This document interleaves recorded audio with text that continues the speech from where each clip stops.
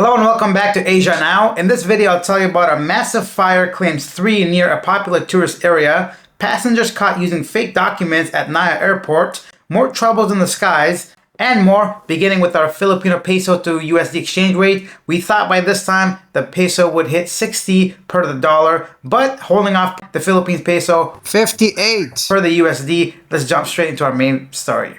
Starting off in Thailand, a fire broke out at the Amber Hotel near Khao San Road in Bangkok, resulting in 3 perishing and 7 being injured. The victims included a 24-year-old Brazilian woman, a 27-year-old Ukrainian man, and a 35-year-old American man. The Brazilian woman, who had recently been engaged, likely entered the wrong room in the dark while trying to escape. The fire is believed to have started in room 511, where the mattress was completely burnt. The hotel opened in 2022, met basic safety standards, but lacked a sprinkler system. Authorities are investigating the cause of the fire, including questioning 3 Korean guests who had stayed in the room but were absent at the time. The government will compensate families of the deceased with 1 million baht each and 500,000 baht for those injured. A sad story here. There was a massive fire and most of the people were at the rooftop. Unfortunately, not all of them could get down in time. One of those situations where safety maybe wasn't a priority when the building was made. Not having a sprinkler system in 2022 at a hotel near a bunch of tourists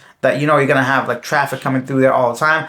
I don't know. I'm just trying to find some kind of like reasoning perhaps or understanding of the situation.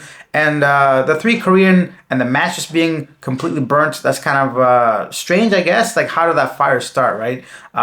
Anyway, so that's let's see what happens in the future regarding the root cause of the incident. Next up in the Philippines, on December 30th, the Bureau of Immigration at Naya Terminal 3 in Pasay City encountered a 27-year-old Filipina bound for Hong Kong after the joint system with Department of Migrant Workers flagged her overseas employment certificate as fake. The document used to identify legitimate overseas Filipino workers, OFWs, was found to be unregistered and issued under another person's name. The passenger admitted to paying 10,000 pesos to an intermediary for the fake OEC. Alright, so it looks like somebody tried to leave the country pretending to be an OFW under someone else's name. And yeah, this is once again some of the reasons why the Philippines immigration system is so strict when it comes to Filipinos trying to leave. That's a whole other can of worms I don't want to open because I really don't have a say in the matter, but I still do feel like it is a bit strict when it comes to Filipinos trying to leave, at least the legit ones, right? So people like herself, the person that's trying to do this in a not a right way, definitely ruin it for the rest of the people trying to leave on just a simple holiday to a neighboring country. And then President Marcos approved the 2025 national budget. President Ferdinand Marcos Jr. approved on Monday, December 30th, the 2025 national budget, prioritizing the strengthening of education, infrastructure, and health sectors to secure a stable future for Filipinos.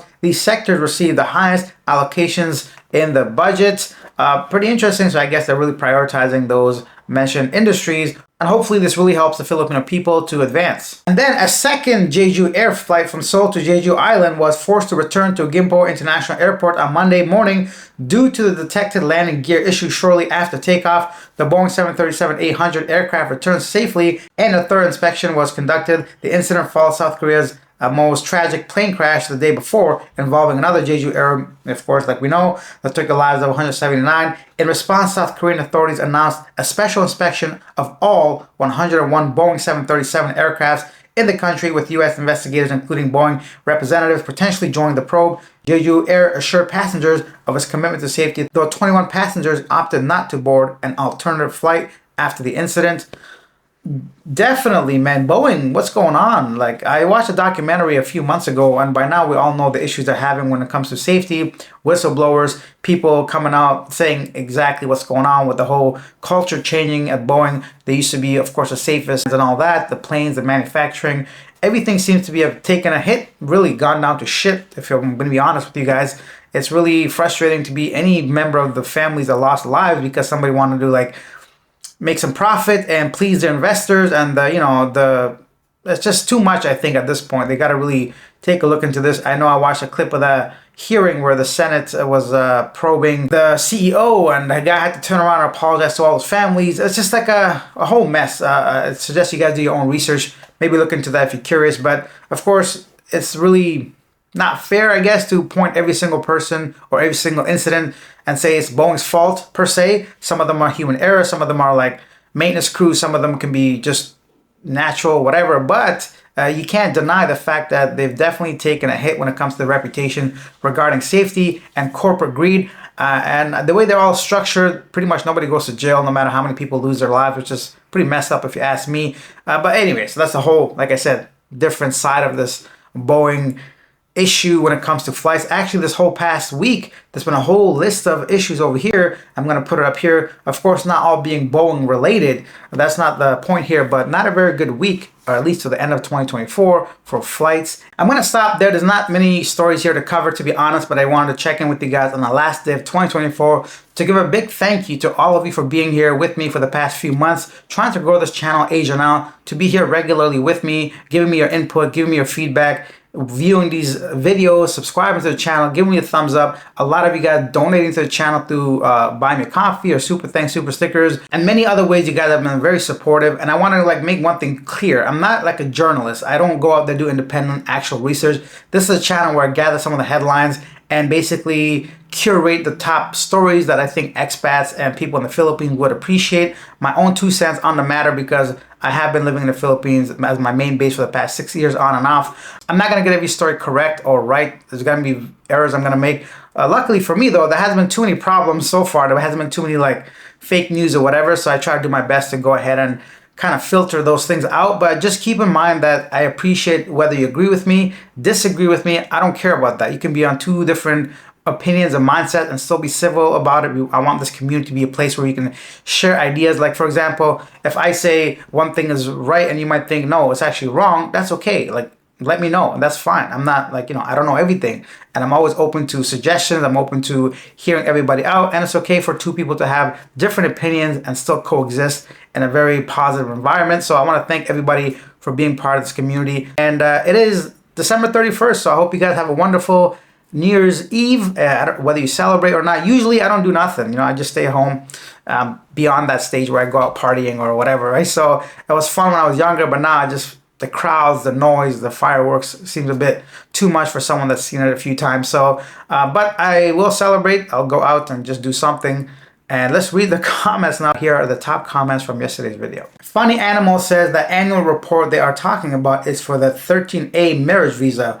Oh, excellent. So yesterday said that the BI wants those that have to report to go ahead and complete the report within the first 2 months. And this person has let me know it's for the marriage visa. And Vinny says, quote, bird strike does not cause non-deployment of landing gear, marine aircrew here. We need more information.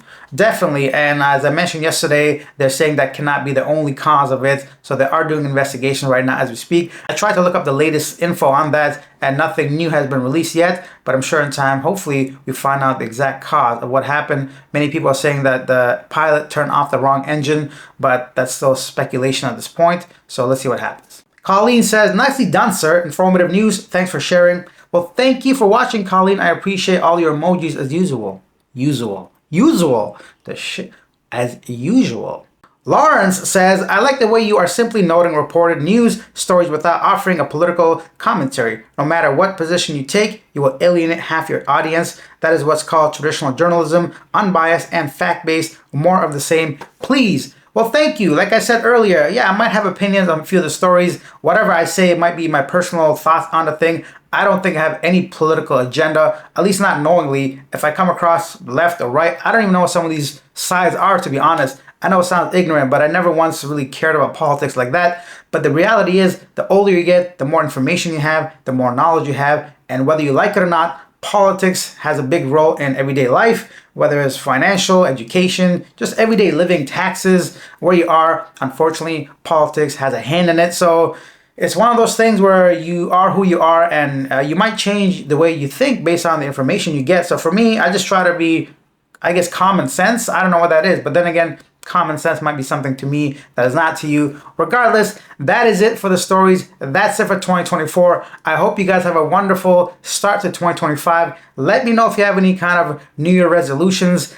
Is that it? It's been so long. I used to do this stuff like when I was in school or like at work back in Canada, having New Year resolutions. For me, I'm going to try to see at least 6 different countries, 6 new countries. That's going to be my thing. So let's see what happens in 2025. Anyways, enough rambling, right? I'll see you guys next year. Hey, dad joke, right? See you next year. Bye.